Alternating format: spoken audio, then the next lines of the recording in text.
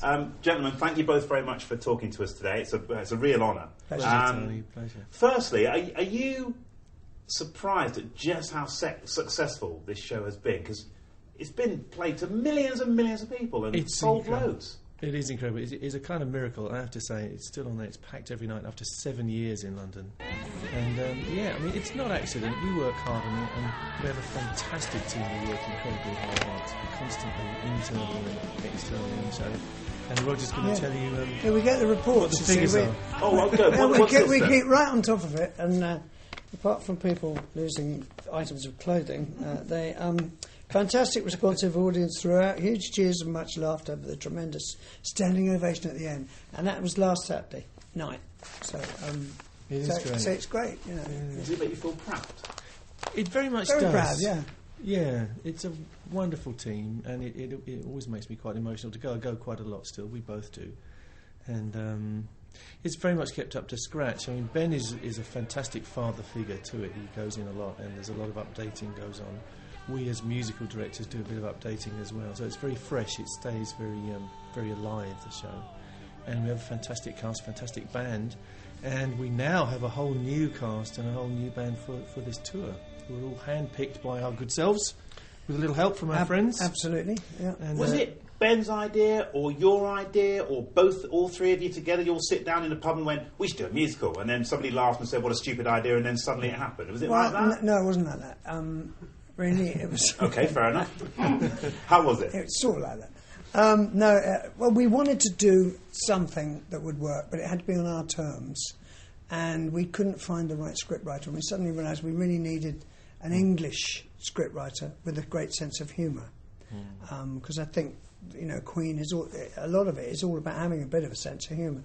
And I think we found the perfect guy when we went to Ben. We went through a couple of scripts that didn't work at first. Yeah.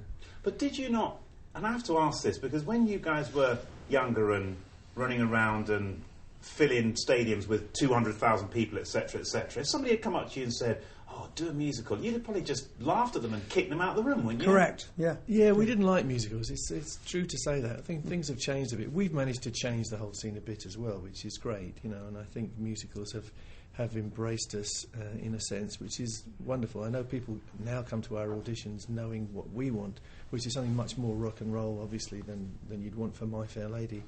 And I think it's kind of infected the West End because people go along and sing our songs when they want to audition for other shows, which is kind of nice, I think. Yes. Something like Somebody to Love is a good sort of workout for a singer. Yeah, I mean, it's very much not the sort of Lloyd Webber experience. Yeah. It's very much more, a bit more rock and roll, and a little more spontaneous, and a little bit more modern, I think. All right, and also, are you surprised at the age ranges of people who like it? Because there are people there sort of my age and up, and I remember you guys when you were on the television every single week on every other pop show that was on, and you were always number one, etc. Or number two. Or number two sometimes. But and then there are kids now who are coming to your shows who are 16, 17 or younger. My daughter is 18. She's desperate to see your show, and to be honest, I wouldn't say she is a Queen fan, and your time was possibly gone, but by the time she came around, so you're surprised at the age range. It is amazing. It seems to cross all generations. Yeah, I've been in there and I've seen old people like us in there with their sons and their granddaughters, and even older than us, some people. And yes, it does. And they're all standing, they're all singing, and then they're clapping and doing "We'll Rock You" and stuff. It's wonderful to see. It does seem to unite the generations, which is different, isn't it? I mean, it didn't happen when we were kids. Our parents liked stuff like Johnny Ray and stuff that I didn't relate to at all. It was different in those days. But rock and roll does seem to, particularly Queen music, does seem to transcend the barriers, which is great. I mean, there are a lot of sort of schools go. A lot of schools go, and you find 12 to 21, and they're great audiences. Actually, it really is a mixed audience. Okay. What was your favourite Queen song? Ooh, it's hard to say. You see, you've done so many, it's a bit difficult, isn't it? But I've got to ask anyway.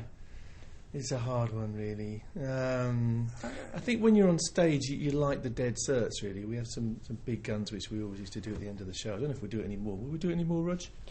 We don't know, do we? Yeah, but, like Rocky, I hope so.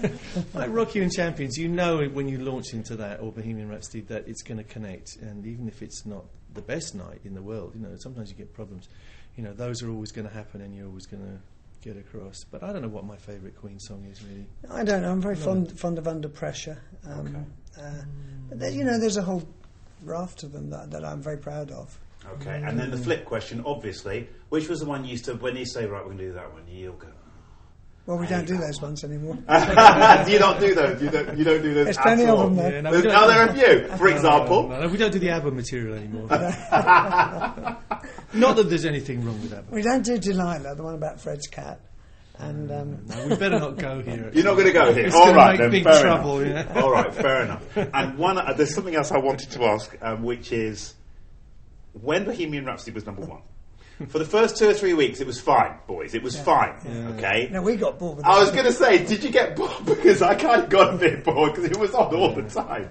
Well, we were on a coach actually every day, touring the UK, and like every week you'd find out when was it, on the Tuesday or something, if you're going to be number one. And it was, we couldn't believe it, like week after week after week. And in the end, we thought, I can't last any longer. They did keep going. Yeah. It was amazing. Yeah, they had to change the video in the end. It was an unusual thing for Top of the Pops to show a video week after week in those days, and they didn't like it. Well, they didn't have videos. And it was unusual. Yeah, that's right. Why was it you did a video?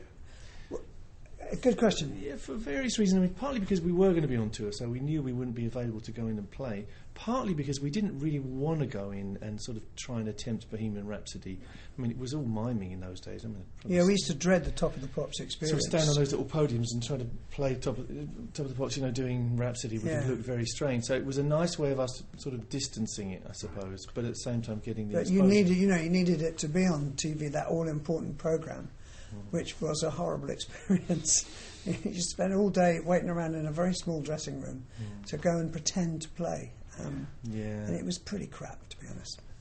Fair enough. You heard it here first. That make the that'll make. Don't worry, that one will make the cut. Trust me. Other words. But there's a knack of making that. friends here. No, absolutely, I like that.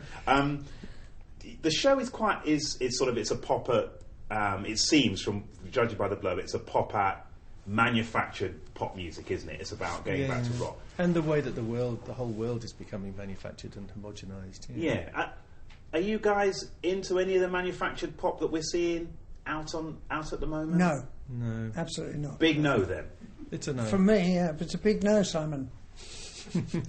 Okay, but having said that, there is a lot more. There are a lot of guitar bands out there. There's Razorlight and there's King of Leon and there are some good. I think that there've never been more great bands. There are some incredible bands out there at the moment, and actually rock and roll is very alive, and live music is thriving now. And live music actually seems to be more important than the recorded side in a way. It's certainly bigger business.